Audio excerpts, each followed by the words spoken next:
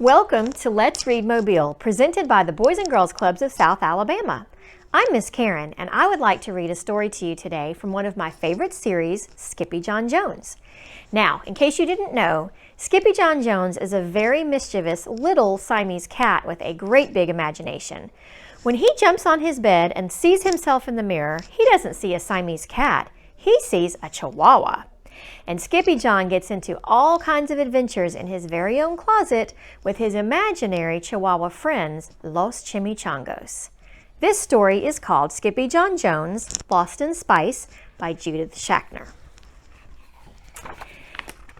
Skippyjon Jones was nuts about Mars because it was the red planet.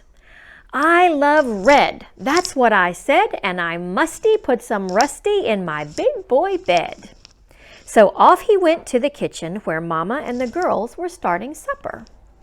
"We're making tuna poodle casserole," announced his sister, Julie Boo Jones. "Tuna noodle casserole," corrected Mama. "A poodle is a dog, and we don't eat dogs." "Skippyjon thinks he's a dog," said Jezebel. "Yeah," agreed Jujubee. "He thinks he's a chihuahua." "Because his ears are too big for his head," said Jezebel. "That's enough," scolded Mama. "Pinkie Pie's ears are just fine." But Pinkie Pie was oblivious to their chatter. "May I please borrow your bottles of red spice, Mama?" he asked politely. "Yes, you may," replied Mama, pleased with her boy's manners. "But you better not be thinking of doing any sprinkling." "Nuh-uh," said Skippyjon, blinking. "Or toasting, tasting, pasting, or wasting. If you know what is good for you," she added. Well, Skippyjon Jones always knew what was good for him. And that was bouncing and pouncing and rocketing in that rusty red dust. "Oh, I'm Skippyjon Jones and I'm in a big race to be the first dog to bounce into space." And then a bit of the spice tickled his nose and Catchooey! The kitty boy sneezed. "Holy hot tamales!" exclaimed Skippyjon Jones as he shot past his reflection. "What's up with that doggy in the mirror?" Then, using his very best Spanish accent, he said, "You are not a Siamese cat, dude. You are a wicked red chihuahua." And the quicker than you can say jumping jacks on Jupiter, the kitty boy found his mask and cape, a mirror, a marble, and his sock monkey. He stuffed these and a few other things into his spacesuit while he sang in a muy soft voice, "Oh, my name is Skippito Frisquito, and I think there are Martian burritos. Some say the green creatures share all of my features. I hope it's not just a fabulito." Back in the kitchen, the girls were being a big help to Mama Junebug Jones. "I love noodles," declared Jilly Boo. "Noodles are silly," said Jezebel. "That's because they're nude," said Jujubee. "They're not nude," said Jilly Boo, giggling. "They're naked." And she tossed one up to the ceiling where it stuck. But Skippyjon Jones wasn't stuck at all. He was suited up and ready for liftoff. The astronautito took one small step into his closet for chihuahuas and one giant leap into the universe for Los Chimichangos. He was well into his orbit when a comet covered in crazies cruised by. "Who goes there?" hollered Skippito. "Martian," came the answer. "Martian who?" "Martian your closet and give us some frijoles, dude," said the voice. "Poquito Tito!" exclaimed Skippito. "Is that you, amigo?" "Si, it is all of us, Los Chimichangos," said Poquito Tito, the smallest of the small ones. "We are going to build a chili polvo pipeline from Mars to Earth, Popito." "Not the chili powder pipeline!" exclaimed Skippito. "Exactamente!" howled the doggies. "Por qué?" asked Skippito.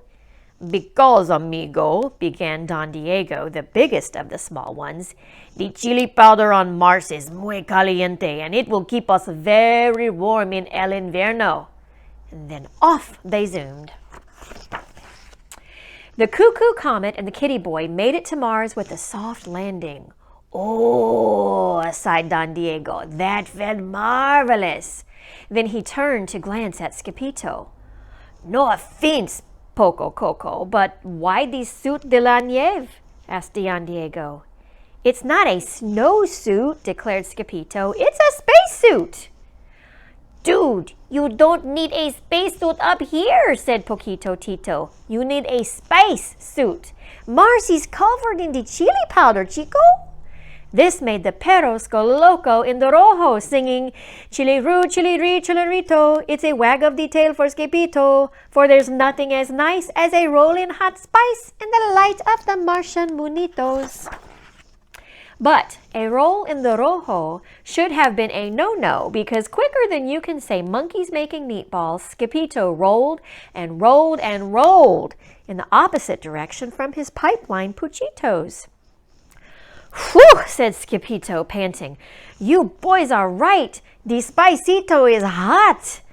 The astronautito was so cayor under the collar that he just had to take off his spacesuit. Muchachos, he called out. There was no answer. Uh-oh, Skippyjo said to himself. I'm lost in space. But the astronautito did not panic. He grabbed his binoculars and climbed up onto a roca. And that's when he saw it. Holy green gorillas, gulped Skippyjo. It's a Martianito! The puchito pounced just a whisker away from the unearthly creature. Dude, your ears are too big for your head. Your ears are too big for your head. Your head is too big for your body. Your head is too big for your body. You're not a Martian. You are not a Martian. No, I know, I'm not a Martian, dude, said Skippyjo. I am a Chihuahua, just like you. To prove his point, Skippyjo ran back to his spacesuit and pulled out the little rojo mirror he had packed. Look, said Skippyjo, holding it up so that both their faces showed. We are twins! The Martian was so mesmerized that he could not take his uno ojo off of himself. Skippyjo was so excited that he could not stop hopping and flapping his arms, and then all of a sudden, he remembered he was lost. Hey, come on, uno ojo, called the kitty boy. We've got to find mis amigos. But uno ojo said nada. He simply sat and stared at his image in the mirror. Okie dokito, said Skippyjo.